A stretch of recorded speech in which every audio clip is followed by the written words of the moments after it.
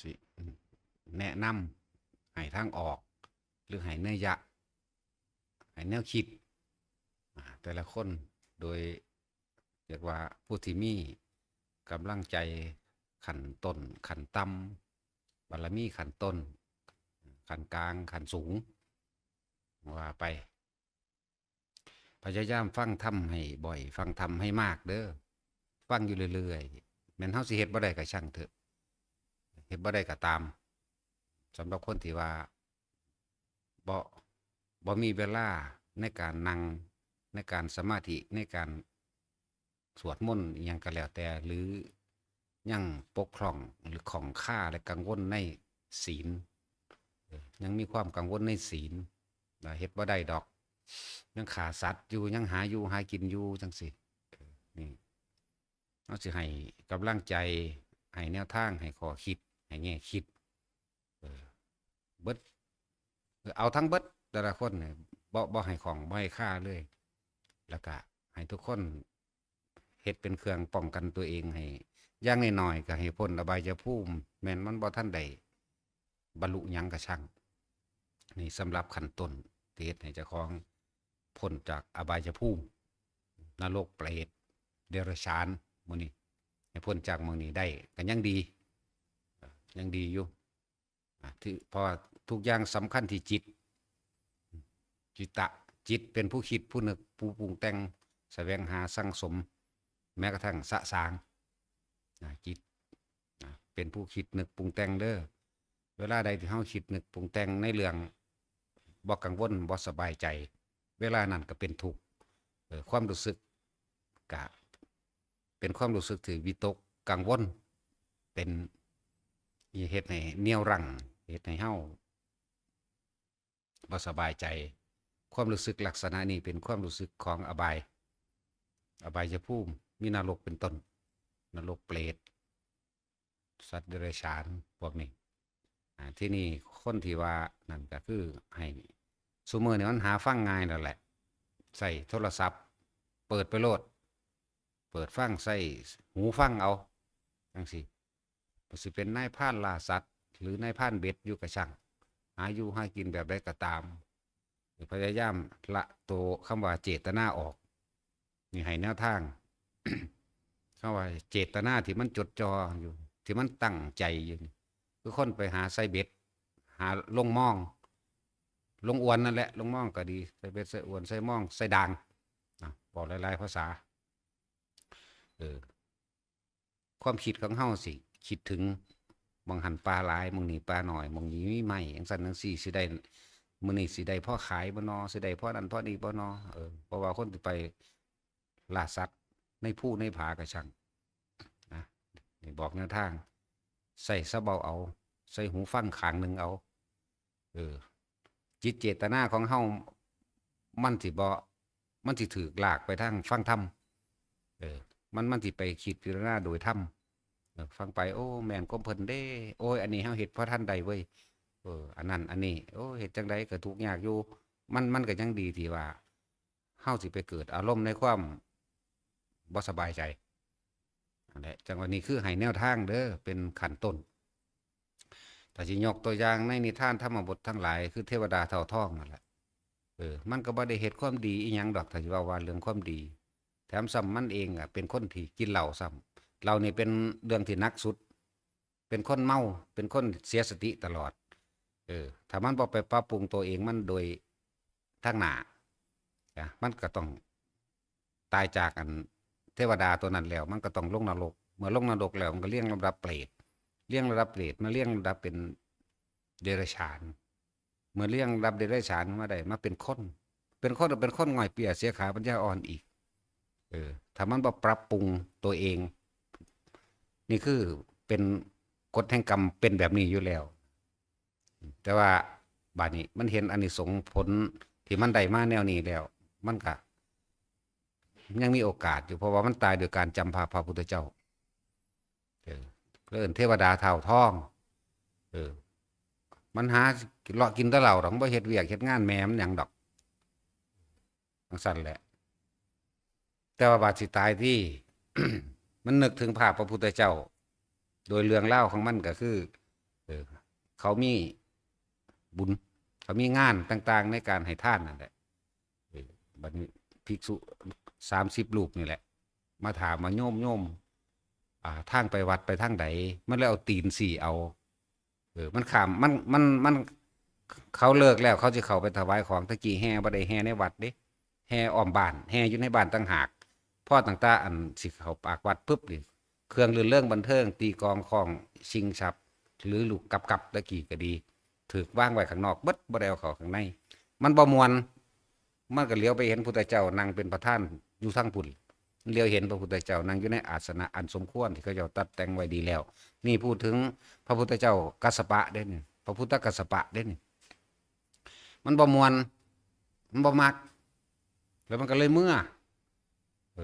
มันเมื่อบ้านมันจริงๆมันเป็นบ้านมันดอกคือมันไปนอนหน้านอนอยู่นี่กระท่อมปลายหน้านั่นแหละข้ามห้วยไปจักหน้อยห้วยก็น้ำบ่เลิกเพียงแข็งนี่แหละข้ามห้วยไปพอดีมันน็อกมันก็เลยนอนอยู่ข้างๆห้วยนั่นแหละพระก็เลย30 องค์นั่นเพิ่นก็เลยมาถามว่าโยมตั้งวัดไปทางใดมือมันสี่บ่ได้โตปากมันก็บอกบ่ได้แล้วมันเต็มที่แล้วมันเลยเอาตีนสี่แต่ในขณะที่มันเอาตีนสี่เฮ็ดตีนเฮ็ดนิโป้ตีนแดกไปนั่นน่ะความจำของมันจากว่าความจำของมันจำได้ว่าพระพุทธเจ้านั่งอยู่พุ่นมันเลยเอาสี่เอาตีนสี่ไปตั้งพุ่นพอดีกับมันใจขาดตายไปเกิดเป็นเทวดาสันดาวดึงเสยไหมโอ้ธรรมดาบ่เดี๋ยวจังว่าให้กำลังใจให้ทางออกโดยยกนิทานธรรมบทขึ้นมาเด้อสั้นสำหรับคนที่ว่ายังเฮ็ดบ่ได้บ่กล้าหรือบ่กล้าเข้าวัดหรือบ่กล้าเข้าไปถือศีลบ่กล้ามาแม้กระทั่ง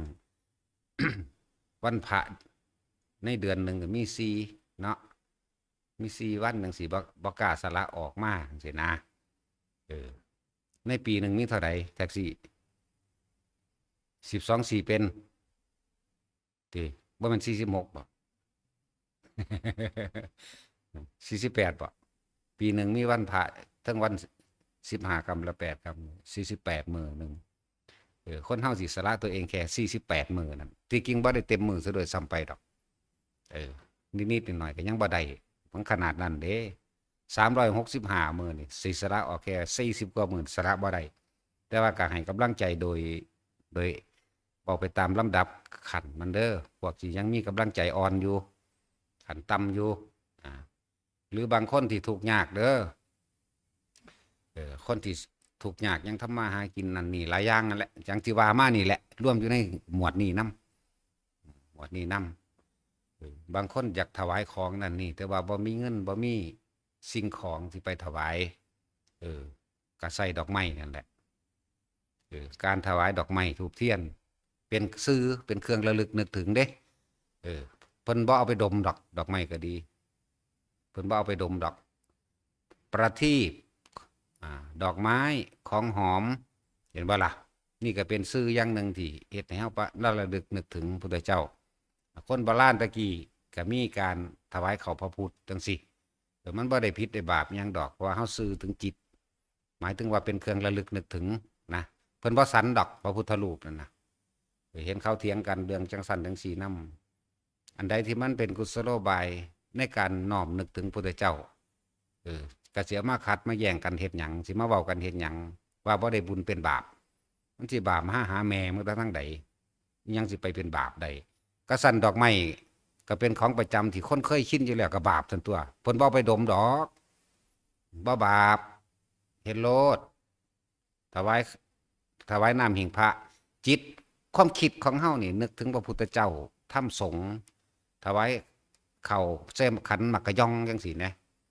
ความคิดของเฮานึกถึงพระพุทธเจ้าถ้ำสงฆ์เด้เขาเอาตัวจิตพี่เด้เพิ่นบ่กินดอกข้าวนั่นน่ะดอกไม้เพิ่นก็บ่ดมของหอมเพิ่นก็บ่ไปท่าขี้แลเพิ่นดอกแต่สิเว้ามันสุดเลยก็ดี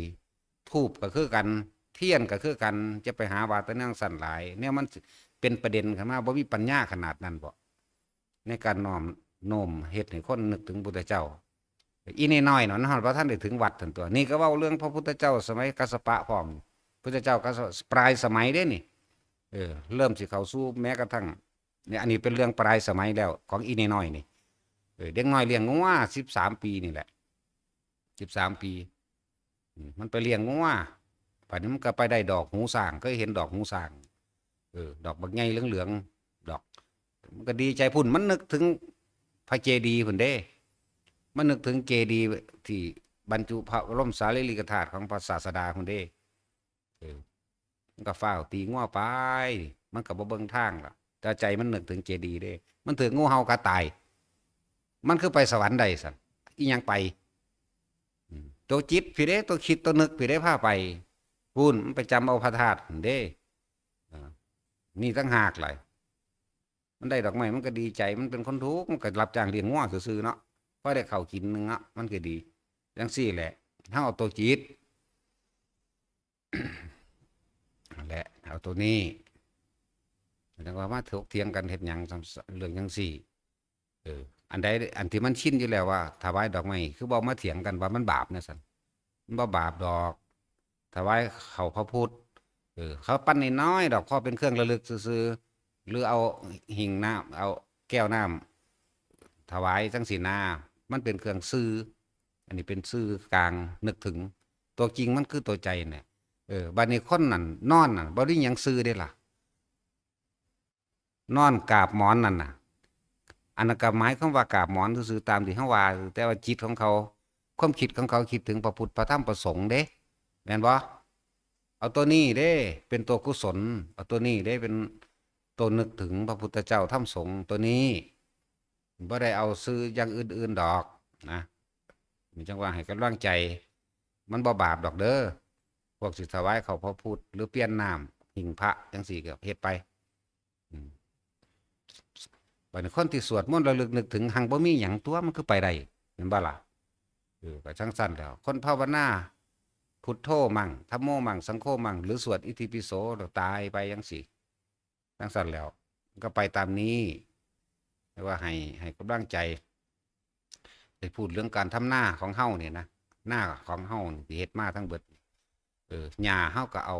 ไว้ให้งัวให้ควายกินถึงฤดูนั้นแล้วเฟื่องเฮาก็เอา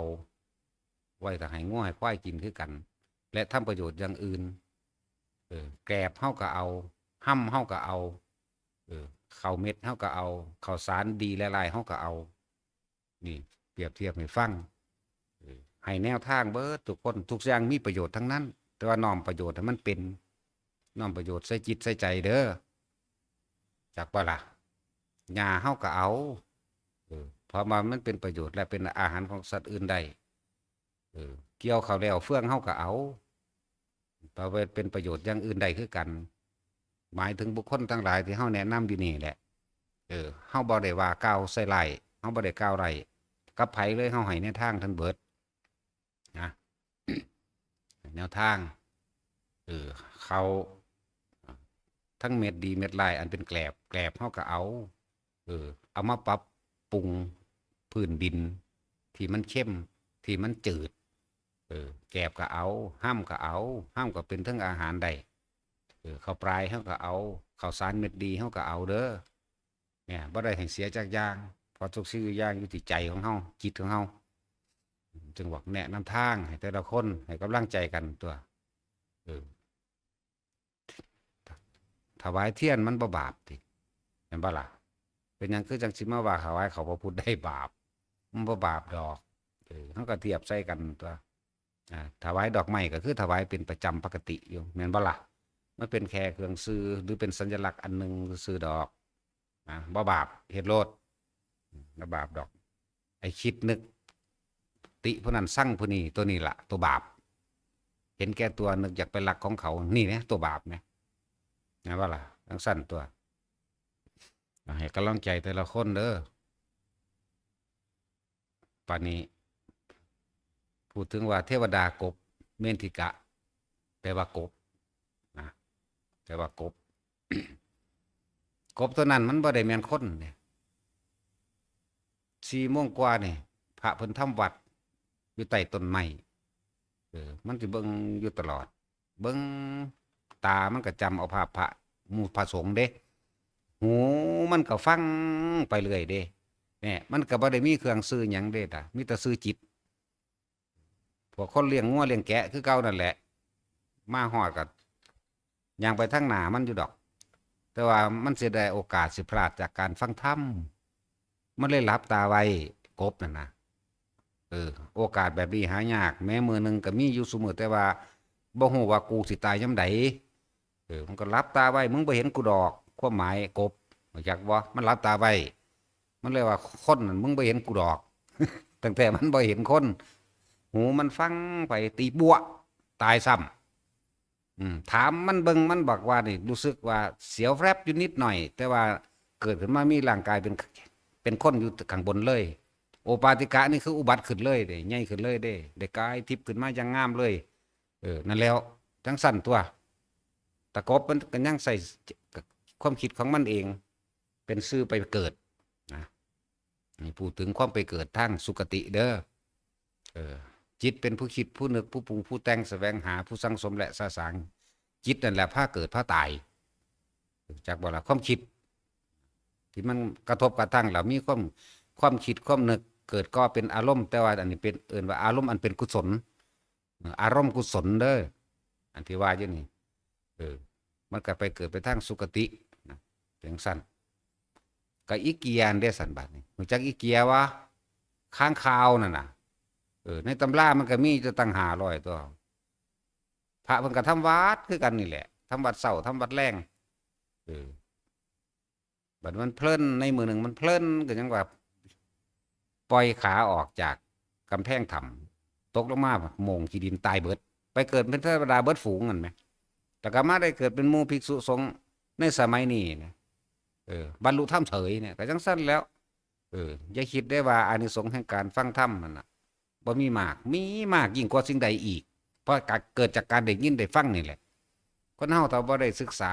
มันก็บ่เกิดแนวทางแห่งการคิดก็บ่เกิดปัญญานั่นแหละถ้าได้ยินได้ฟังแล้วศึกษาแล้วมันเกิดปัญญาเองแล้วหลายๆคนที่เข้าใจว่าสวดได้เฉพาะภาษาบาลีบ่มีความหมายบ่มีผลหยังมีผล1,000,000%ข้างข้าวเรานั่นมันไปจำเพิ่นสวดบทอายตนะนี่เด้ล่ะ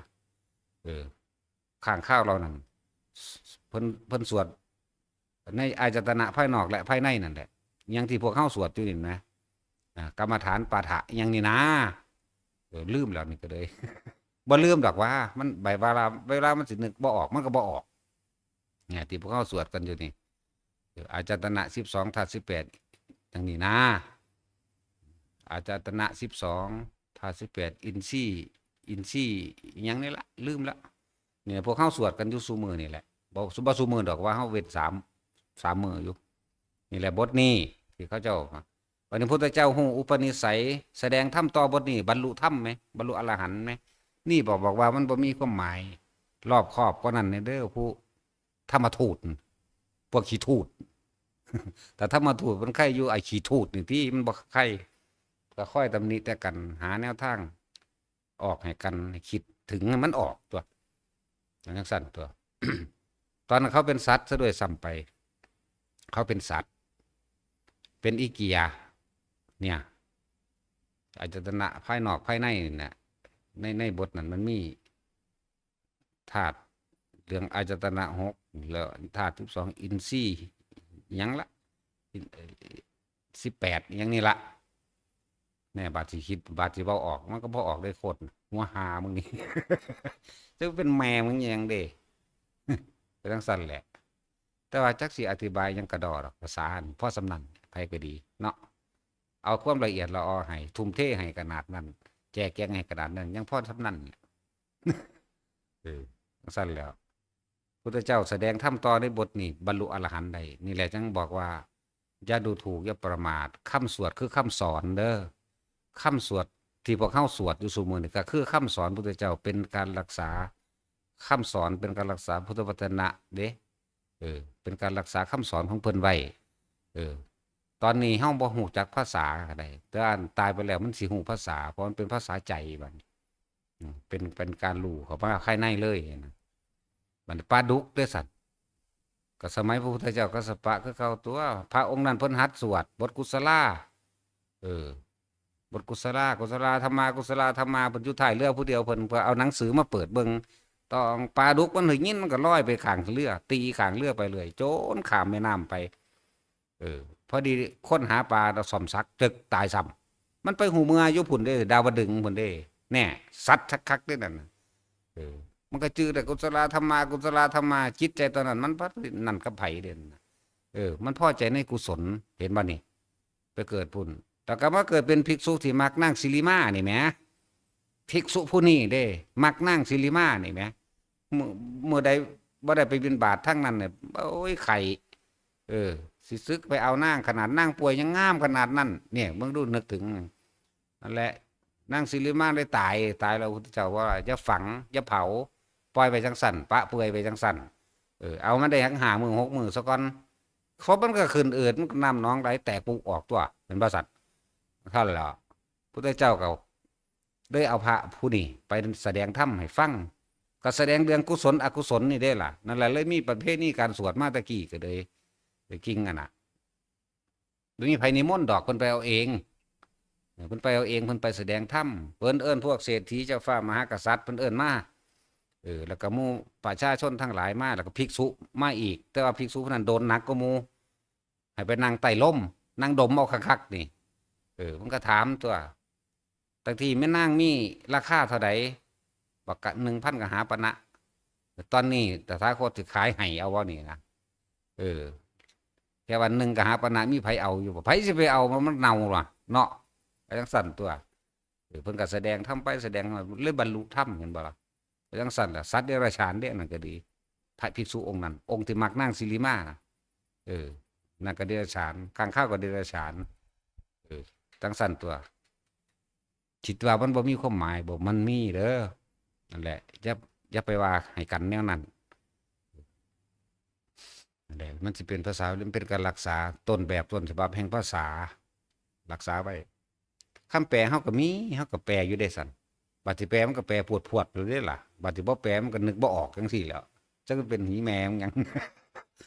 จังสั่นเด้ล่ะ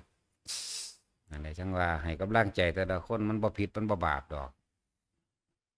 กราบเป็นท่าลักษณะท่าทางกราบลงหมอนก่อนสินอนแหน่ก็บ่ได้มีหยังถวายแต่ว่าจิตใจของเฮาต่างหากเด้อจังสั่นจิตใจเฮาพี่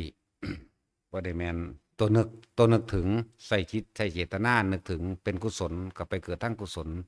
นึกถึงอกุศลก็ไปเกิดทั้งอกุศลเห็นบ่นั่นแหละก็สิร่วมมันในธรรมทั้งหลายทั้งปวงเว้าโดยความรู้ทั้งมีสังคตธรรมกับอสังคตธรรมเหตุปัจจัยทั้งหลายให้สัตว์เวียนว่ายตายเกิดก็คืออวิชชาเป็นปัจจัยบังเกิดสังขารเป็นปัจจัยเกิดวิญญาณนี่ธรรมะทางนี่ก็ว่าอวิชชาตเววะเนี่ยเหตุปัจจัยทั้งหลาย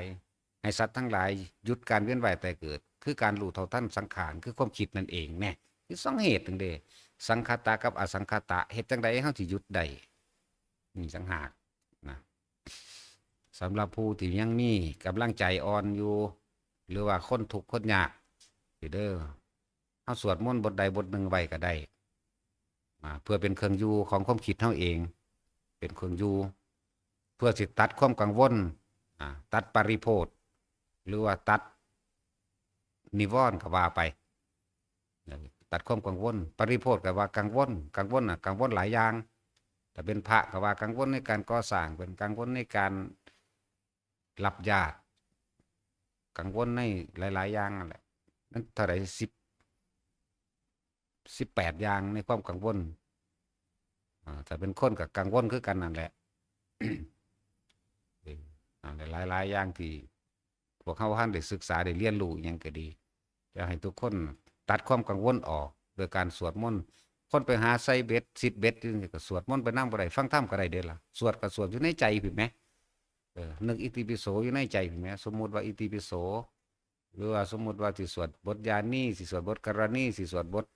วิรูปักเขสวดก็สวดตัวมันตัดจิตเจตนาที่ก็ไปเพ่งไปจ้องโอ้ยกินแล้วดึงปึ๊ด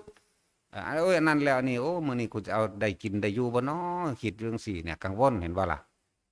ไปหานั่นไปหานี่นะถ้ามันตายตอนนั้นเด้อารมณ์มันข้างตอนนั้นอารมณ์โลภอารมณ์โกรธเด่นอารมณ์หลงเด่นนั่นแหละ ได้หรือบ่ได้ก็สร้างบุญสวดมนต์แมงอยู่ทั้งสี่แหละซึ่งเฮาก็เคยเฮ็ดมาคือกันนั่นแหละอันที่แน่แน่นี่ก็ดีสิ่งที่เฮาขามากที่สุดคือปลาแต่ว่าขางัวกับขา10โตวเฮาบ่เคยลงมือขาดอกแต่ว่ามีแต่สั่งเขาชาตินี้เด้นะเว้าชาตินี้เคยขางัวมานี่10โตวงัวน้อยงัวเผา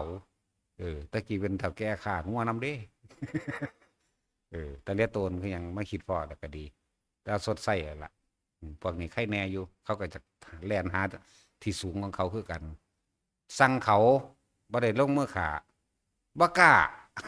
บ่กล้าแต่ว่าปลานี่มากที่สุดนับบ่ได้ปลานี่สัตว์ใหญ่บ่อิหยังปานใดดอกมีหมูตัวเดียวแต่ก็สดใส่กันแล้วแหละให้แล้วหมูมีตัวเดียวหมูปลาบ่ใหญ่ดอก200กิโลนี่แหละแขวมันบ่ตันดอกแต่ว่าก็บ่แม่นว่าคนเดียวหลายคนอันนั้นแต่ว่าเฮาก็เป็นหนึ่งในหันขาแมวตัวหนึ่งก็หลายคนอีกเด้แมวป่าอีเห็นแมวป่านั่นแหละตัวเดียวเท่านั้นแหละแต่ว่าป่านี่นับบ่ได้ตอนที่เริ่มเขาสวดมนต์ไปนำกลางม่องไปนำใส่เบ็ดไปนำเด้นั่นแหละตัดกิเจตนาออกไอ้ก็น่าออกไปเลยมันนั่งมีบาดมันสงบบาดมันพึบไปเลยมันกังเป็นนี่คือให้กำลังใจแต่ละคนเด้อคนเฮาบ่แน่ดอกขาคนอยู่ดีๆก็ยังเป็นอรหันต์ได้ดอกทุกองคุลิมานนี่อันนี้จะบอกตำราบัดนี้ปัจจุบันมีเด้จอมโจรสมัยหลวงพ่อประยุทธ์มีเด้เห็นบ่ล่ะทั้งปล้นทั้งจี้ทั้งขาตัวที่จริงแล้วบ่ได้อยากเป็นคนจังสั่นเด้ถูกรังแกข่มเหงดูหลายกูก็ขาทันตัวบาดนี่คนดีก็ดีสุดๆแล้วแต่เลวก็เลวสุดๆเด้บาดกลับมาเลวสุดๆคือกันเด้ขาเลยปล้นกี้ขาคนรวยๆดอกขานักการเมืองขาข้าราชการเนี่ยเป็นตาขาอยู่เอออันนี้เว้าซื่อเพิ่นหลวงพ่ออันนั้นบาดสุดท้ายมันก็จะมีเรื่องสะเทือนใจเกี่ยวกับญาติเกี่ยวกับแม่เพิ่นนั่นแหละเพิ่นก็เลยไปบวชเดินทางไปก็ไปเป็นขอเป็นลูกศิษย์หลวงปู่ตื้อโจรก็เป็นลูกศิษย์โจรคือกันแหละหลวงปู่ตื้อก็สิเว้าเรื่องอดีตชาติเพิ่นนั่นแหละโจรขาวแดงผู้นี้เป็นลูกน้องสมัยนี่ลูกน้องนี่เรื่องของกรรมมันก็เกี่ยวกันมาจังสี่นะนั่นแหละคือเสือพอใหญ่เสือดำจังสั่นแหละเห็นบ่แล้วก็เป็นโจรมาก่อนแม่นบ่ถ้าเราดีแล้วก็ดีสุดๆคือกันนี่ไปจังสั่นตัวผู้ใดก็พอสิรู้ข่าวๆจักหน่อยอยู่ดอกพอใหญ่เสือดำเพิ่นก็บวชได้ล่ะบั้นปลายชีวิตสุดท้ายเพิ่นก็ดีก็สร้างความดีชดเชยกันคืนนั่นแหละพอใหญ่จอมโจรสมัยกับหลวงพ่อประยุทธ์นั่นแหละพุ่นลูกศิษย์หลวงปู่ตื้อเด้อพระเจ้ากับซาลือว่าเพิ่นเป็นพระอรหันต์นั่นแน่ก็ยังเป็นอยู่แม่อันนี้สิเว้าเรื่องปัจจุบันที่พ่อมีรูปถ่ายที่พ่อได้เห็นอยู่เว้าเรื่องอดีตไกลเกินไปนั่นน่ะเห็นแต่เฮาผู้เดียวนี่แหล้วย้านเด้ย้านองคุลิมานเด้ตะกี้แต่ว่าองคุลิมานนี่เสียววาบเข้าหัวใจโลดจักมันเป็นจังไดจังซั่นแหล้วแต่ทำท่าซื่อๆดอกย้านอยู่เด้อเพราะว่าเราเป็นเจ้าแห่งศาสตราวุธทั้งหลายคน3,500คนสู่คนผู้เดียวบ่ได้สู่อีพ่อใหญ่คุลิมานนี่บ่ได้แม้อหิงสกะนี่สู่บ่เพิ่นบ่ได้เด้มันธรรมดาเด้เนี่ยหลายอย่างอยู่ แต่ว่าเฮาเว้าถึงโดยปัจจุบันแต่ละคนเด้อที่กำลังใจยังอ่อนเออดอกไม้ใบไม้หยังก็แล้วแต่เถอะมันเป็นสื่อการวันศีลวันพระหรือเอาซุมื้อโลดก็ได้กราบพระนั่นน่ะนึกถึงพระพุทธเจ้าเออทุกคนมีทางออกทุกคนมีทางรอดเพื่อสิพ้นจากอบายใดคือนึกถึงพระรัตนตรัยอย่างเดียวเพราะว่าอย่างใจเป็นใหญ่ใจเป็นประธานจิตคือความคิดของเฮาเองนั่นภาษาไทยว่าใจภาษาบาลีว่าจิตจิตะเป็นผู้คิดผู้นึกนี่แหละว่าทั้งสี่เอาใจเป็นใหญ่ใจเป็นประธานเด้อเนี่ย นั้นเฮาสิเอาดอกไม้ไปบูชาจังสิไปวางไว้เนี่ยว่าเป็นเครื่องระลึกนึกถึงเอาใจพี่เด้เอาจิตพี่เด้ออันแหละเลยให้ทางออกแต่ละคนที่ทุกข์ที่ยากอยู่หรือก็ฮักดอกไม้ าลังคนเขาเจ้าก็เอาห่วงเขามันได้ล่ะถ้าสิว่าประวัติหลวงปู่ทวดจังซี่แล้วบ่หยังมีแนวบูชาแล้วก็เอาห่วงเขาได้ล่ะเป็นจังซั่นเด้พ่อหูแม่จันแม่หลวงปู่ทวดพ่อหลวงปู่ทวดพ่อหูแม่ชื่อว่าจันเป็นคนทุกข์คนยากเป็นทาสของเศรษฐีปานตะกี้ยังเป็นทาสอยู่เด้เป็นทาสของเศรษฐีปานออกลูกมาแล้วพอดีงูใหญ่บังหลาเกี่ยวแล้วบ่จักแนวเจ้าบูชาก็เกี่ยวเข้ากำมือหนึงแล้วโอ้ยพุทธพระพุทธพระธรรมพระสงฆ์เทวดาอินพรหมน่ะดูแลลูกปกปักรักษาลูกผู้ขาเด้อนั่นตั้งแต่งูมันมาคายลูกแก้วไว้ให้ลูกแก้วก็บ่วิเศษหยังดอกคายไว้ซื่อๆนั่นแหละน้อยก็ของเฮาอีกของเฮาเอาถิ่มล่ะลูกใหญ่ๆมันหนักก็ทั้งสั้นแล้วนั่นแล้วมันก็มีเรื่องมาจังซั่น ตัวแรกเลยว่าโอ้ยสาธุเด้อคุณพระพุทธพระธรรมพระสงฆ์เด่นน่ะย่านบ่หนำใจเลยว่าคุณพระพุทธพระธรรมพระสงฆ์พระเทศแต่ละอินพรหมโอ้ยปกปักลูกผู้ขาเด้อความนั้นความนี้ก็ว่าไปงูมันก็ไปได้ล่ะจังซั่นแล้วถึงอานุภาพหยังก็ไม่รู้ล่ะอานุภาพพุทธธรรมสงฆ์นั่นแหละจังซั่นนี่เรื่องหลวงปู่ทวดนิดหน่อยนะมันธรรมดาเด้หลวงปู่ทวดสิเว้าประวัติเพิ่นอีหลีแล้วก็เด้กอบกู้บ้านเมืองได้เด้นั่นน่ะสมัยตะกี้เขาเศร้ารบกันแล้วรบกันโดยว่าผู้ใดสามารถโต้ว่าที่โดยธรรมะได้มากที่สุดนะเขาเฮ็ดอันอักขระธรรมมาทั้งเบิด 84,000แล้วพวกพราหมณ์ขี้ขาดตาขาวพวกขี้ตัวอันน่ะมันเสื่องตัวอักษรไว้ในหัวมัน7ตัวในหมวดของพระอภิธรรม7มันเสื่องไว้หาภิกษุทั้งใดเทระมาทั้งใดก็หาบ่ได้ถ้าแพ้นี่จะเสียเมืองให้เขาเด้เนี่ยเสียเมืองอโยธยาให้เขาเด้อย่างสั่นคือทางภาคใต้หม่องเพิ่นเกิดนั่นบ่มีผู้ใดสอนเพิ่นได้แล้วเลยขี่เรือมานำนี่แหละเขาก็เลยมอบอันนายจันให้เป็นทาสมาเป็นคนใส่ให้มันเหยียบน้ำทะเลจืดตอนนั้นเพิ่นอายุ20กว่าปีนึงเด้ตอนเพิ่นเหยียบน้ำทะเลจืดก็ดีข้ามมาเรียนแต่ว่าเพิ่นก็เป็นพระลูกวัดคือว่านั่นแหละบาดพวกอันมาจากทางพุ่นล่ะทางอินเดียพุ่นล่ะเขาลบกันโดยการว่าผู้ใดอันเลือกโดยปัญหาธรรมะปัญหาทุกอย่างถามมาเพิ่นตอบปุ๊บจนถึงสุดท้ายแล้วใบเขาเฮ็ดตัวอักขระธรรมให้เลี้ยงอักขระธรรมนั่นเทออกจากบาทแล้วให้เลี้ยงนะแล้วเขาเสียงไว้ในหัวเขานั่นแหละในม้วยผมเขานั่นนั่นแล้วจังซั่นแล้วสุดท้ายเพิ่นมาซี่ใส่เอานะพวกขี้โกงพวกขี้ขาดตาขาวต้องการแต่เพียงความชนะเท่านั้นแต่ว่าหาความซื่อสัตย์บ่ได้ให้เอาออกมาเดี๋ยวนี้นี่มันอยู่ในม้วยผมของนี่ม้วยผมผู้นี้ตัวหนึ่งอักขระหนึ่งนี่อักขระหนึ่งนี่อักขระหนึ่งมันบอกเลยตัวกะนี่นะตัวกะนั่นนะพวกคาถาวัตถุจังสีนาพระตัวปะจังสีกับพระปุกราบัญญัติจังสีนาอุ้ยอยากสิอธิบายเป็นยังดอกพ่อซ้ำนี่แหละแต่ใส่ใจเป็นยังขนาดนี้เนาะ ตัวนี้ก็ย่อมหลับแพ้โดยปริยายบัดนี้เพิ่นว่าสิมาเอาเปรียบโดยการแต่ของบ่ได้เสียค่าเสียหายหรือค่าเสียเวลาหรือว่าเบียดเบียนภิกษุสงฆ์องค์เจ้าอยู่ในนี่บ่ได้ว่าครับเพิ่นก็เลยว่าปรับใหม่เลยได้เสียท่องให้เพิ่นนั่นแหละเพิ่นก็เอาให้พระราชานั่นแหละนั่นแหละให้พระราชานั่นแหละมาบริหารบ้านเมืองต่อไปแล้วเพิ่นก็ค่อยๆเดินทางกลับทางเก่าเพิ่นนั่นแหละเดินทางกลับเนี่ยเกือบเสียเห็นมาเกือบเสียเมืองมีผู้เดียวนั่นเด้เลี้ยงได้ธรรมดาบ่ปฏิวัติยาวพนดอกพนพวกไปหาปราบพวกโลกหาโลกอหิวาโลกยังก็มีมีเบิดนั่นแหละผมบ่ได้ไปใส่ยังดอกใส่การทรงชาติเจริญชาตินี่แหละยังเฮาสิบ่รู้ดอกนี่ทำทาสมคาถามุมๆมั่มๆซื่อดักที่จริงเข้าชาติออกมาอยู่ทรงอยู่ศาลอธิษฐานจิตเข้าไปให้ตัวนั้นตัวนี้คืออุทิศบุญเด้นเอาตัวเองแลกเด้นั่นน่ะเขาจะเอาตัวเองแลกเด้นั่นน่ะแลกชีวิตให้กับเขามีบางอย่างพวกเฮาอาจสิบ่รู้ถ้าเว้าไปก็สิเถียงบ่ซื่อบางทีเฮาซอยคนป่วยนี่เฮาเอาอายุเฮาแลกให้ปีนึงก็มีเด้เฮาเอาสิ่งที่เฮาสะสมมาแลกให้ก็มีเฮาก็ป่วยเองก็มีเด้ ว่าธรรมดาเด้ของพวกนี้นี่เป็นของพิเศษนั่นแล้วเวลาเฮารักษาคนป่วยเนี่ยมันก็ต้องมีวิธีเขาไปคุยกันกับเขานั่นแหละบัดนี้เฮาป่วยเองก็มีบางทีเฮาก็เอาอายุแลกกันปีหนึ่งก็มีในจังสี่มีอยู่ในนี่แหละจังแต่เฮาบ่ค่อยอยากเว้ามันเป็นเรื่องลึกลับ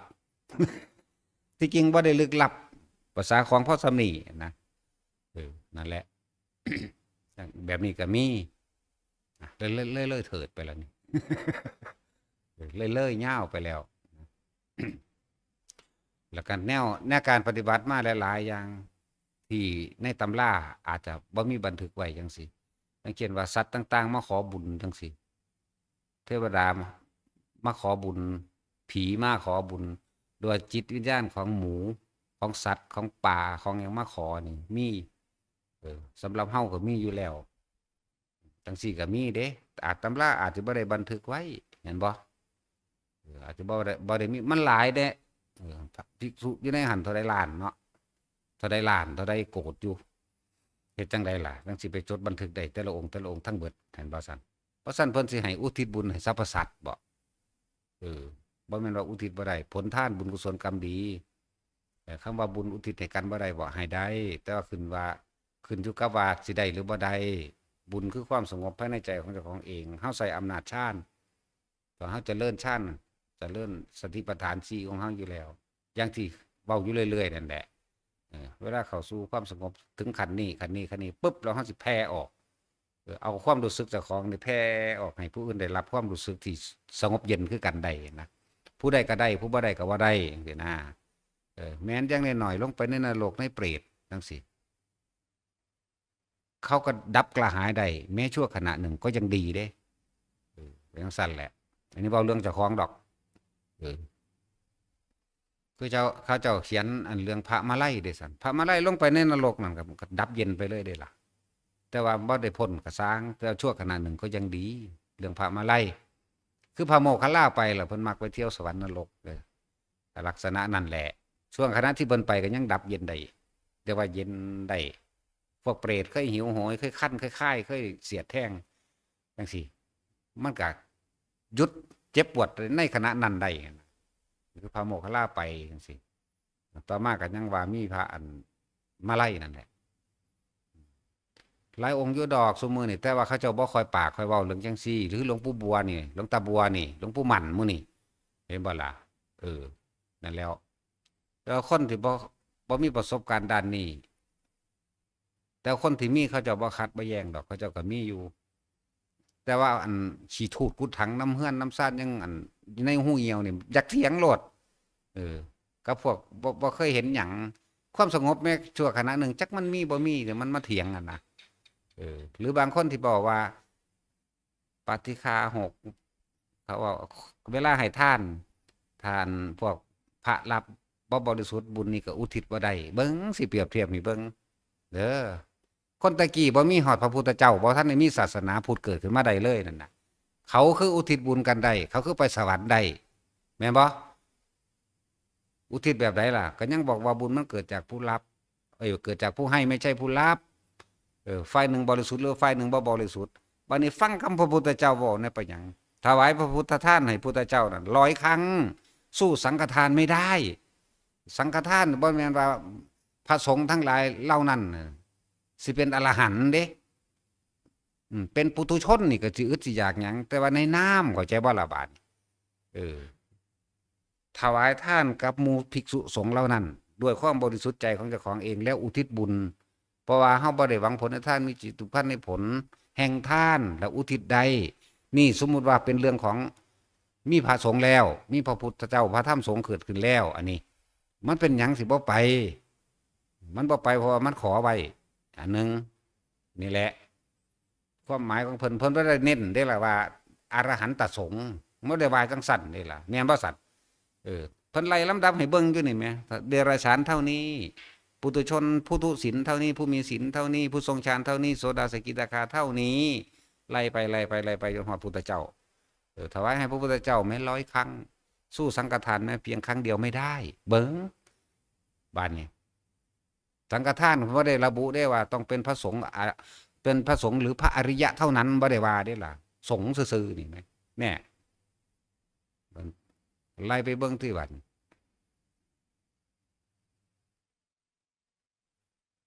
ผมบ่าไหม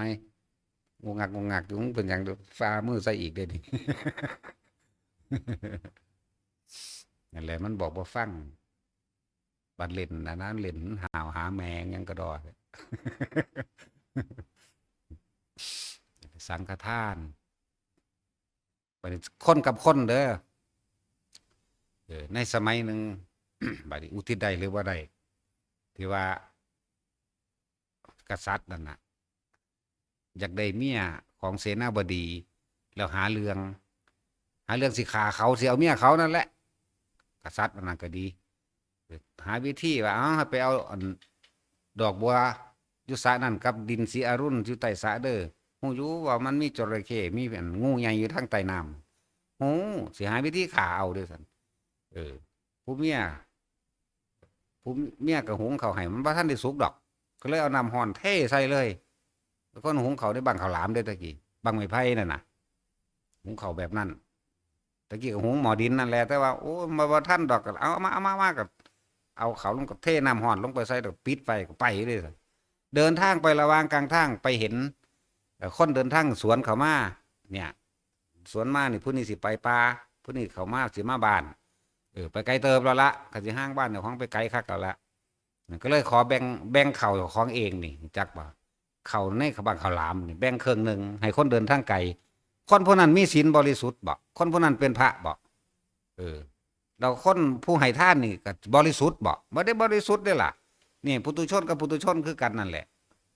วันให้ท่านแล้วขอผลทานบุญกุศลกรรมดีนี่จงถึงแด่ภูมิเทวดาลูกะเทวดาตลอดทั้งอากาศเทวดาทั้งหลายนี่ขอท่านได้รับนี้จงมีความสุขเถิดสาธุนี่ก็ไปต่อมาตะของก็ไปกินไปหอดบึงอันนั้นแล้วตะของก็กินเองบัดนี้กินเองนึกอยู่ยังไดนอนี่เลยบ้วนปากเศษเข้าในอาหารในปากนี่ไหมให้ได้ราชานซ้ำบัดนี่เศษเข้าที่มันติดน้ำปากนี่บ่ได้ตั้งใจว่าสิเอาเทให้ซ้ำเด้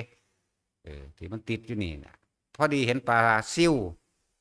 หางแดงน้อยๆนั่นนะพวกกุ้งพวกยังพวกนั้นสิวกินก็เลยพอดีเลยนี่ก็เลยว่าขอผลทานบุญกุศลกรรมดีข้าวนี่จงถึงแด่หมู่เราพญานาคที่อาศัยนสถานที่นี้ตลอดทั้งหมู่เราพวกผีเสื้อน้ำเทวดาลูกะเทวดาอากาศเทวดาไล่ไปเห็นบ่พญานาคมันแปลงเป็นคนมาอยู่ทั้งหลังเมื่อกี้เจ้าเว้าหยังก็เลยว่าโอ้คอยอุทิศบุญตัวเว้าอีกก็ดูเรียกว่าขอผลทานนี่จงถึงแด่ได้บ่เนี่ยถ้าในเดรัจฉานที่บริสุทธิ์มาแต่ทั้งใดคนผู้นี้ก็สิบริสุทธิ์มาแต่ทั้งใดดูนี่แม่นบ่ล่ะนักสั่นตัววิเคราะห์ให้มันถูกต้องได้ไหม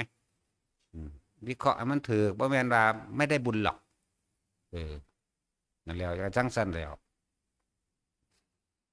มันก็อุทิศบุญแล้วพญานาคนั้นว่าพอดีแล้วก็ฮู้จักอยู่ว่าเพิ่นมีทั้งผีเสื้อน้ำอยู่ในหันนั่งผีเสื้อสมุทรเรียกว่า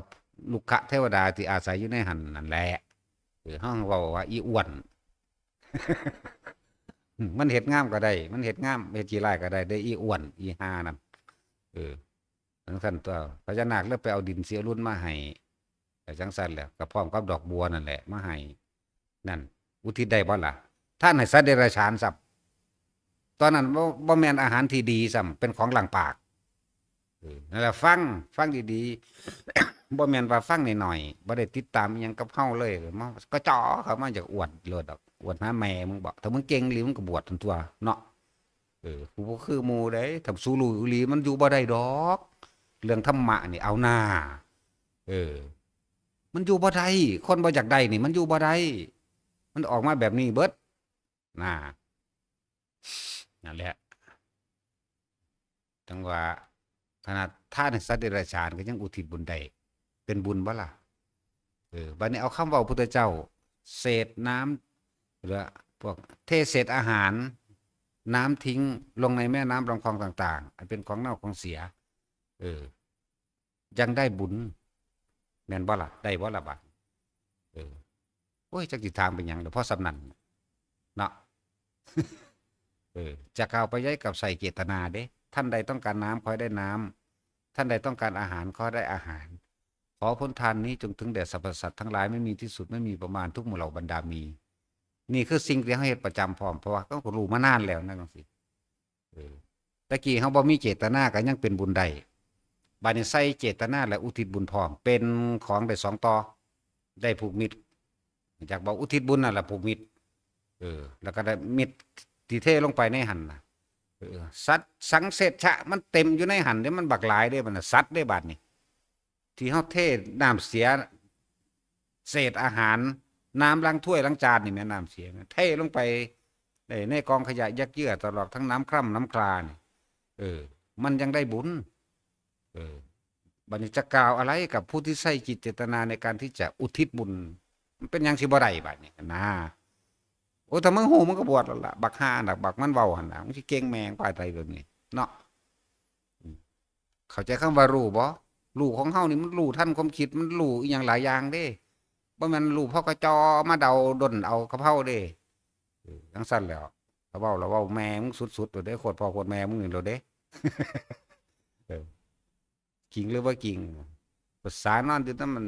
ในเฮือนในบ้านเนี่ยของสายเห็นแก่ตัวเลี้ยงลูกเลี้ยงเมียอยู่ยังหวงก็จอแก่อยู่เพราะฉะนั้นหนึ่งเลี้ยงตะครอบครัวเจ้าของก็บ่กลุ่มยังสิกล้ามาสะกับเขาอยู่ถ้าได้ด่าดอกก็เลยเนาะนี่แมวนี่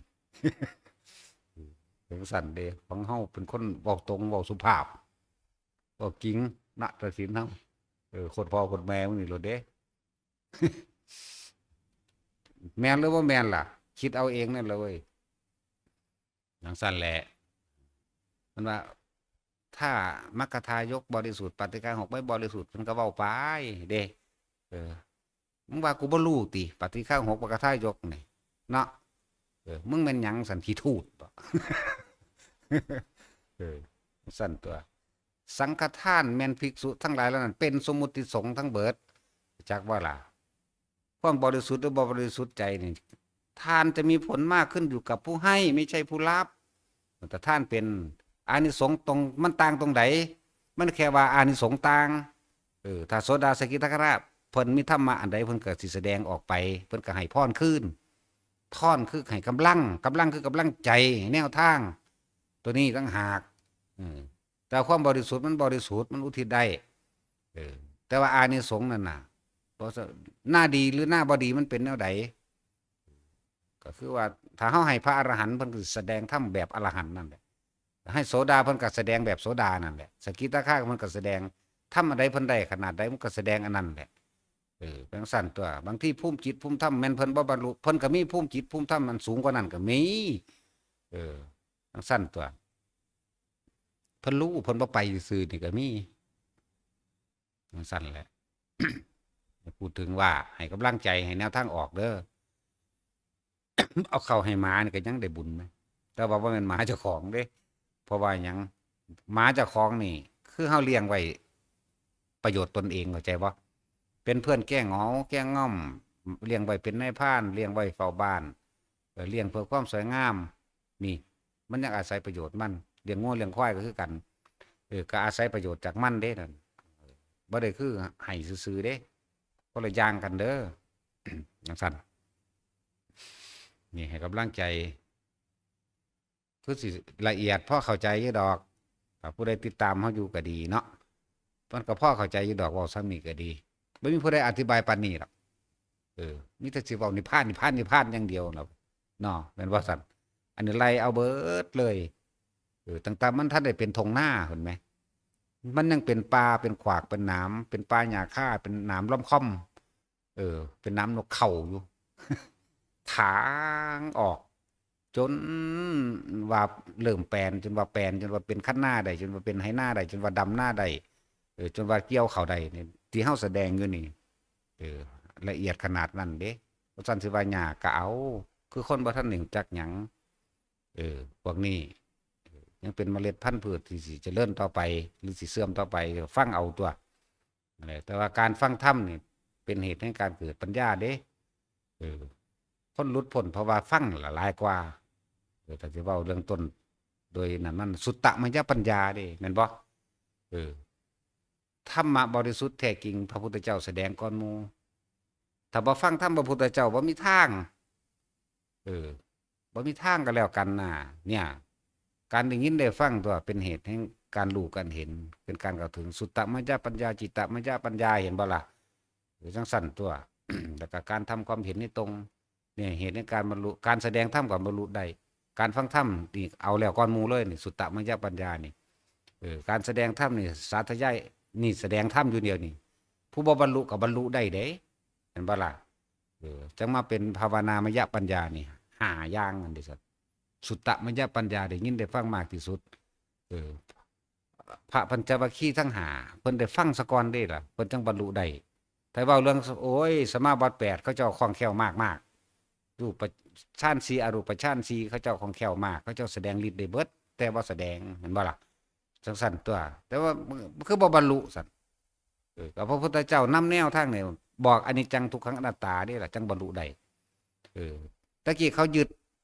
ดในฌานอารมณ์ฌานอารมณ์ปณิฌานจักบ่เพ่งเอาแต่ความสงบอย่างเดียวบ่ได้ออกคิดทั้งปัญญามันบ่มีผู้สอนแม่นบ่สั่นมันบ่คือรักขณูปนิชฌานเด้พวกเฮารักขณูปนิชฌานเด้นี่ที่แสดงให้ฟังอยู่เดียวนี้นั่นการทรงฌานการเจริญฌานโดยสติปัฏฐาน4อานาปานสติเป็นตัวตักเป็นตัวหลักได้ทั้งสมถะได้ทั้งวิปัสสนาอยู่ในนี่เด้นี่ใจบ่ล่ะตะกี้เขาเจ้า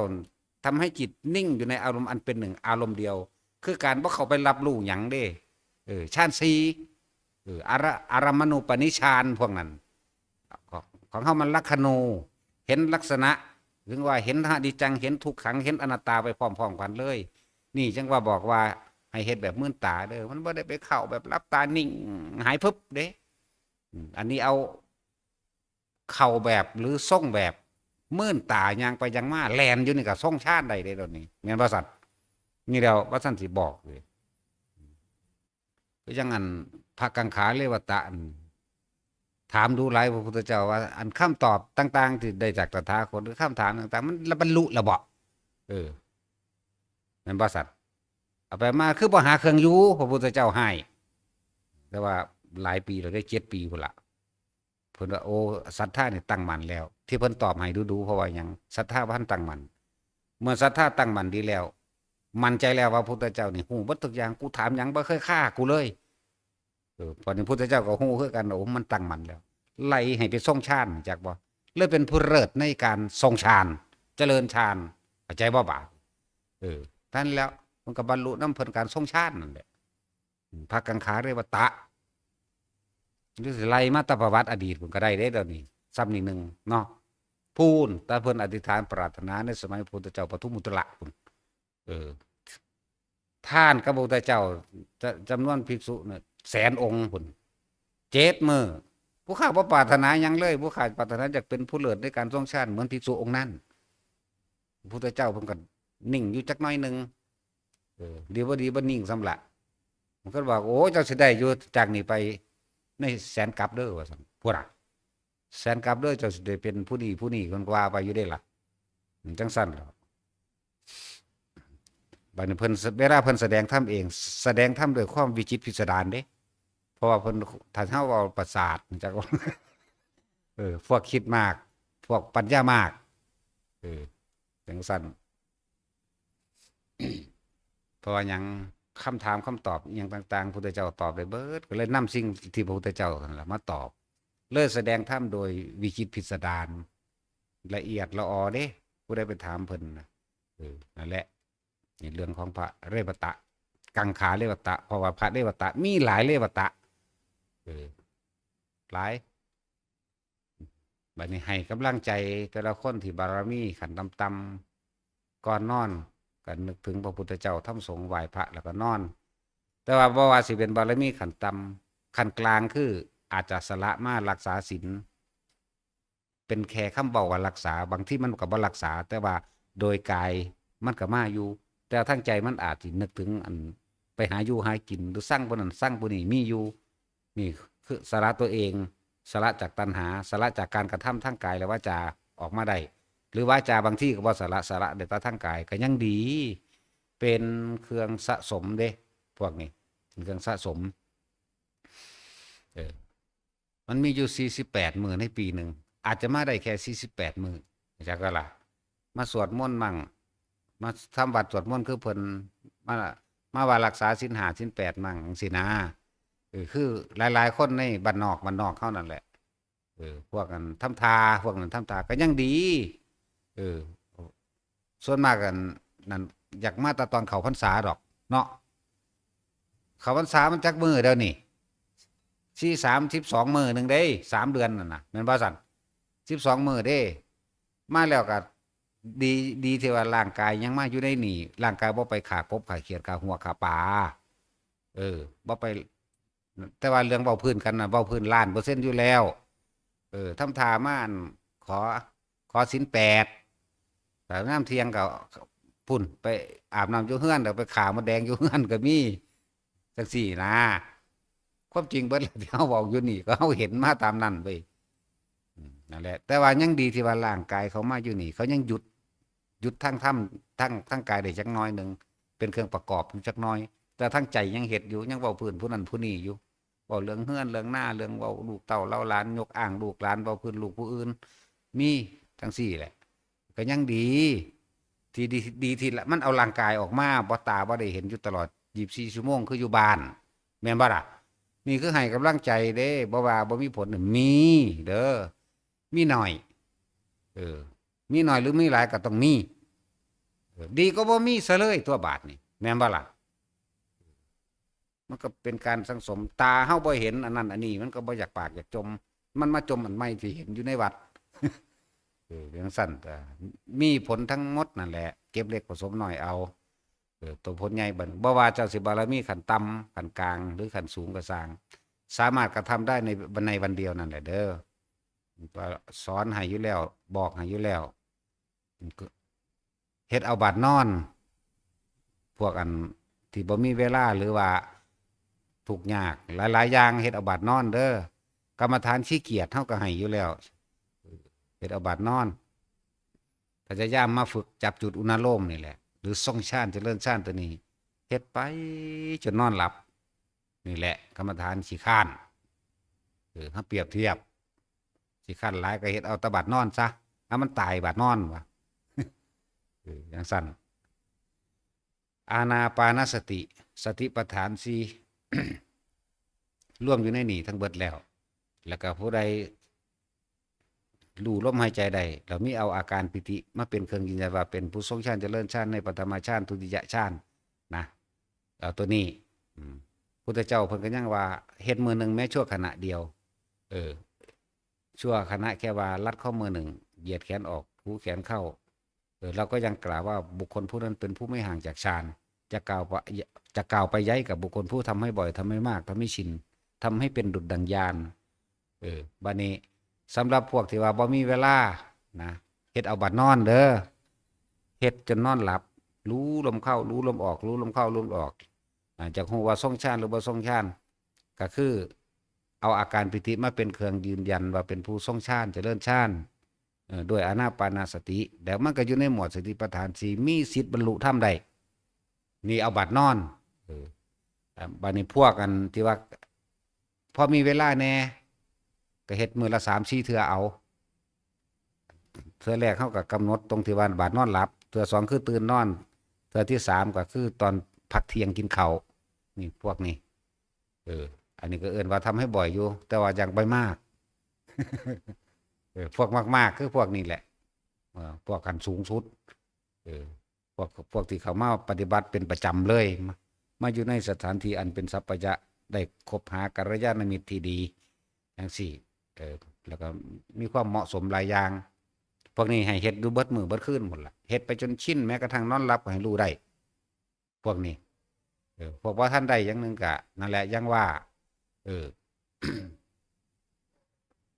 แล้วอีกอย่างนึงนะการเจริญสติปัฏฐาน4หรืออานาปานสตินี่ตัวนี้สิมีผลต่อการทำมาหากินหรือแม้อายุก็ยืนแม้โรคบางอย่างก็หายไปหรือทุเลาเบาบางลงแม้การเจริญแห่งโภคทรัพย์การได้มาซึ่งทรัพย์สมบัติทั้งหลายอันเป็นนั่นมันก็สิเกิดขึ้นเด้มันเกิดขึ้นแต่เฮาเฮ็ดไปเรื่อยๆของเฮาสิได้รู้ดอกนี่คืออยู่ในประเภทกลางๆปานกลาง เฮ็ดมือหนึ่งจัก3-4เถื่อแน่นี่คือพวกเฮ็ดปานกลางน่านขนาดใดน่านแค่ว่าช่วงแค่ว่าเอาอาการปิติวูบขึ้นแล้วก็เศร้าก็ได้แต่ใครก็เฮ็ดจัก4เถื่อแต่หม่องสิน่านใดก็คือหม่องนอนหลับเฮ็ดไปจนหลับนะติดต่อกัน3 เดือนเดือนที่4เห็นผลไปเรื่อยเห็นผลไปเรื่อยมันเจ้าสิทำอาชีพขาปูขาปลาโสเภณีก็สร้างเจ้าสิทำอาชีพขางัวขาควายไปค้าไปขายหยังก็แล้วแต่เฮ็ดไปเถอะหรือบางที่เจ้ายังกินเหล้าเมายาอยู่ก็สร้างขอให้มีตัวนี้พาเข้ามามั่งเด้อเฮาให้กำลังใจให้วิธีทางออกและที่สำคัญสุดถ้าอยากห่างจากอบายภูมิใดนี่พุทธธรรมสงฆ์อย่างเดียวอย่าเอาสิ่งอื่นออกเป็นเครื่องนึกเลยพี่สางนางใหม่เทวใดอินพรหมสิ่งศักดิ์สิทธิ์บ่มีว่าสิดลบันดาลยังให้เฮาพระเจ้านงพระเจ้านาคเลิกออกไปเลยพระจงพระเจ้าเลิกออกไปเลยถือเอาพระพุทธเจ้าหมายถึงความรู้ทั้งหลายที่พระองค์แสดงออกมาเรื่องพระธรรมพระพุทธเจ้ากับพระธรรมคืออันเดียวกันพระสงฆ์นี่เป็นสมมติสงฆ์ทั้งหลายที่เขาเคารพนับถือกันนึกถึงแต่ว่าสงฆ์จริงๆคือเจ้าของเองนั่นแหละเฮ็ดจนว่ามันยกมือไหว้เจ้าของได้พุ่นแหมสังฆังสนังคัจฉามิกูนี่ตนแรกเป็นที่พึ่งของตนพึ่งทนพึ่งถ้ำพึ่งตนกูนี่โลดนี่นา จนว่าเฮาไปแสวงหากับไผอีกแล้ว อาจารย์เฮาคือลมหายใจนี่โลดจักบ่ล่ะนี่อยู่นี่เลยสิเฮาไปหาอาจารย์นั้นอาจารย์นี่บ่ไปแล้ว อยู่ในลมนี่โลดนั่นแหละสังฆังสนังคัจฉามิคือตะของพึ่งเจ้าของได้แล้วบ่ไปหาไผบ่ไปถามว่าความรู้จากไผอีกเพราะมันรู้อยู่ในตนแล้วต่างหากมันนั่นแหละ ว่าให้กำลังใจบ่ว่าสิขันต่ำขันกลางขันสูงบัดนี้บ่ว่าสิขันต่ำขันกลางว่าตามมาร่วมลงตรงบาดนอนคือกันโหลดบาดนอนมันสิได้ยาวนานกว่ากันเจ้าสินอนย่ำเว้นก็สร้างเจ้าสินอนย่ำคืนก็ตามบางที่คนก็ทำงานกะกลางคืนก็มาเฮ็ดเอาตอนการเว้นบาดนอนตัวมีจักบาดนอนบ่ตรงนี้เฮ้ยบอกคักปานนี้ยังสิบ่เข้าใจอยู่บางคนก็ทำกลางเว้นมานอนกลางคืนบางคนทำกลางคืนไปนอนกลางเว้นก็เฮ็ดเอาบาดนอนมีจักบ่บาดนอนอะไรเฮ็ดเอาบ่มีไผเฮ็ดให้ไผได้เด้อเจ้าของเฮ็ดเอาเองเด้อนี่แหละแล้วก็พึ่งตนเองเด้อบ่มีสิ่งศักดิ์สิทธิ์ใดพระเจ้าใดมาเสกสรรดลบันดาลหยังไผได้เลิกออกเสียการเชื่อเลิกงามยามดีเลิกออกเสียการเชื่อดวงการดูดวงสะเดาะเคราะห์หรือว่าการไปดูหมอช่วยจะดูคันตะบลงใส่มันมีราคาเจ้าคนล่ะไล่ไปโอ้ปีนี้เจ้าตกปีขาดปีข้อขาดปีมากัดมันมีทางเวลาใดขณะใดครู่ใดที่เราระลึกนึกถึงลมหายใจเข้าออกนั่นแหละเวลานั้นดีเลิกดีครู่ดีขณะดีเป็นมงคลสถานที่นั้นเป็นอันทิพย์ด้วยเทวดาเขาอยากอยู่ใกล้บุคคลผู้ใดมีความสงบเย็นสงบนี่หมายถึงใจเฮาเด้สงบไม่คิดไม่นึกในการปรุงแต่งแสวงหาในความอยากได้อยากดีอยากมีอยากเป็นถ้าเฮาคิดนึกปรุงแต่งแสวงหาในความอยากได้อยากดียิ่งเป็นมีโหลดอารมณ์พอใจมั่งไม่พอใจมั่งกับคนและสัตว์พร้อม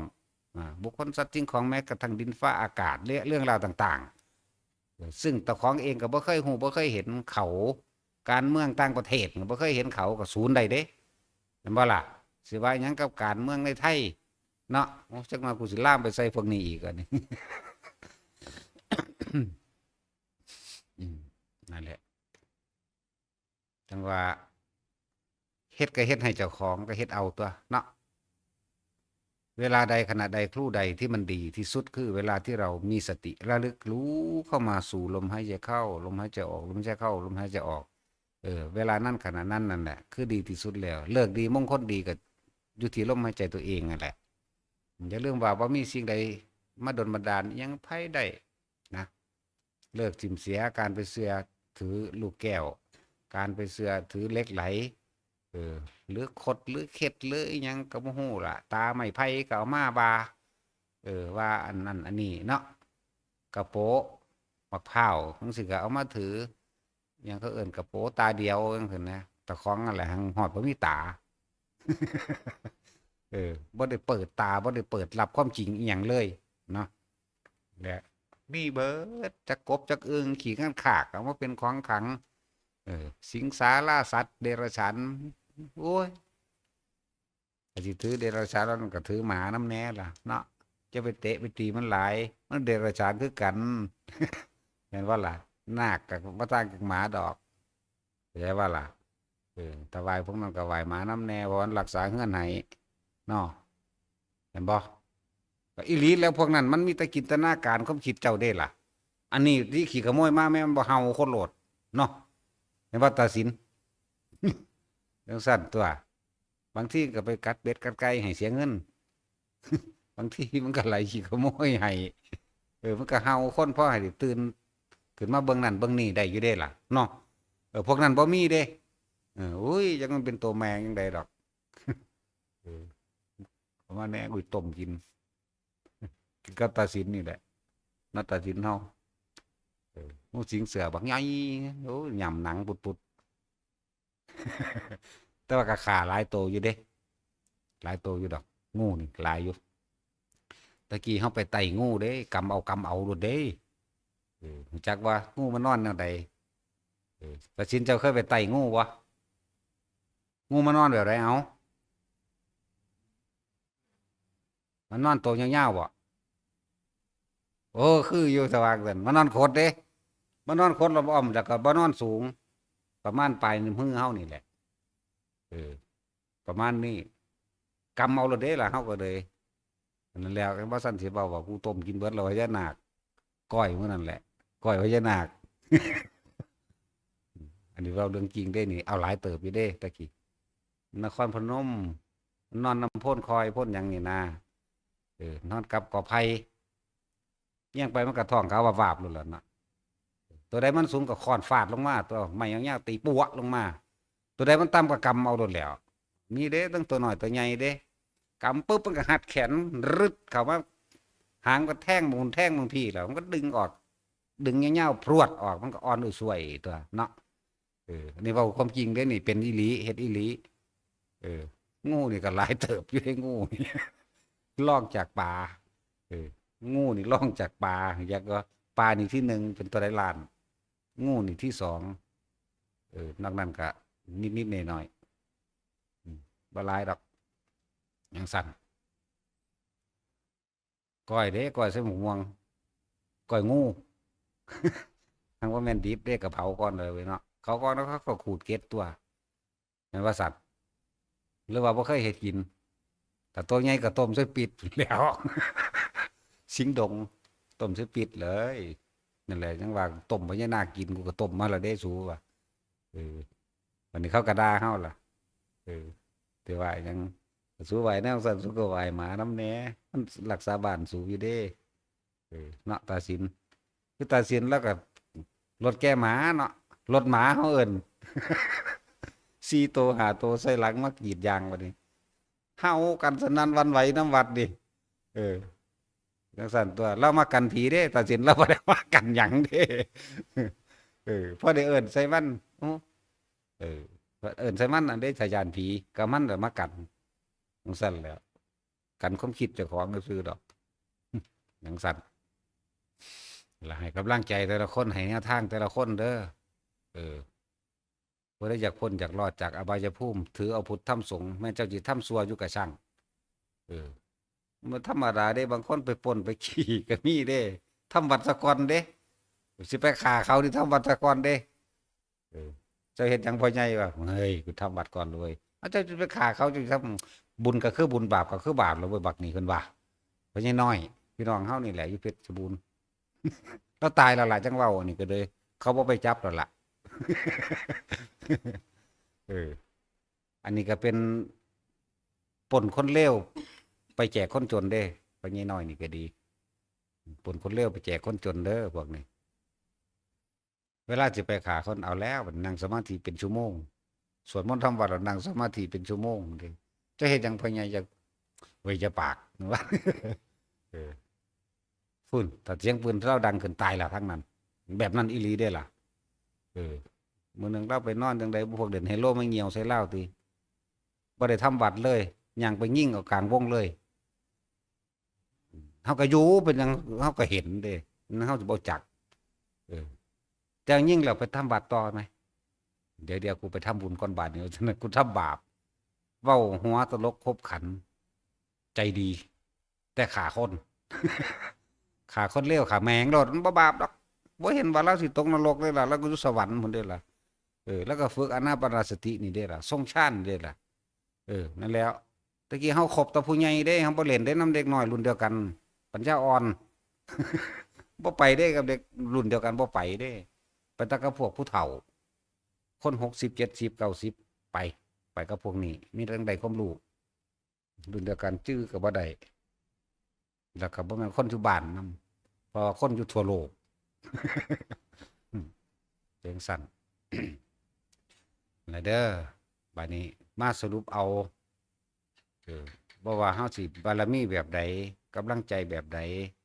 ทุกคนสามารถทำได้เสมอกันคืออานาปานสติบารมี10ทานศีลเนกขมะปัญญาวิริยะขันติสัจจะอธิษฐานเมตตาอุเบกขาร่วมลงตรงที่ลมหายใจนี้ท่านศีลภาวนาร่วมลงที่ลมหายใจนี้มรรคมีองค์8ร่วมลงที่ลมหายใจนี้เด้อบ่แน่จักอย่างการบรรลุธรรมนายจรคาดฆ่าคน35,000 คนนี่หมายถึงว่าโดยในบันทึกเพิ่นบันทึกไว้ตัวกว่าสิถูกจับได้น่ะฆ่ามาหลายกว่านั้นแล้วแต่ว่าสามารถเป็นอนาคามีได้เพราะว่าลมหายใจนี่เด้ภาษาลีบุตรได้ไปโปรดเอาภาษาลีบุตรแสดงธรรมให้ลืมอดีตซะก่อนต่อไปว่ามากันคอยน้อมเข้ามาน้อมเข้ามาตอนนี้อยู่ต่อหน้าไผอยู่ต่อหน้าพระคุณเจ้าแล้วแต่ตอนนี้นี่แหละบัดนี้ตอนนี้อยู่ต่อหน้าพระคุณเจ้าเมื่อกี้นี่ไปคิดถึงอดีตเป็นจังใดสั่นกังวลตอนนี้เห็นอาตมาอยู่นี่กังวลบ่เตรียมตัวเฮาสิหายใจไปพร้อมกันหายใจแวบแวบแวบแวบแวบแวบบัดสิตายลูกของจ้องขึ้นกราบพระไหมคนบ่เคยกราบพระจักเทื่อเด้นั่นน่ะกราบพระกราบภาษาลีบุตรนั่นแหละตอนนี้ว่าข้าน้อยขอลาเธอจะไปไหนไปที่ไม่กลับมาอีก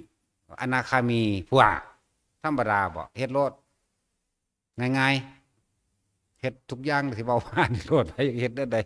พวกใดมันเร็วกว่าฟาดแมงโดนได้บุญตัวจังซั่นแหละป้องกันให้คนดีมีชีวิตอยู่ได้ตัวเนาะเว้าเด้เฮาบาดนี่อุศูนย์แล้วบาดนี้และที่ลบภัยที่ดีที่สุดม่านทั้งหลายเจ้ากรรมนายเวรตลอดทั้งอกุศลกรรมเก่าแม้นที่มีมาในอดีตชาติหาประมาณบ่ได้เท่าใดล้านอสงไขยก็ช่างบ่อาจสามารถให้พ้นเฮาได้ถ้าอยู่ในอานาปานสติเด้อถ้าอยู่ในลมหายใจได้เด้อผู้ใดตายในลมหายใจได้บ่กลับมาเกิดอีก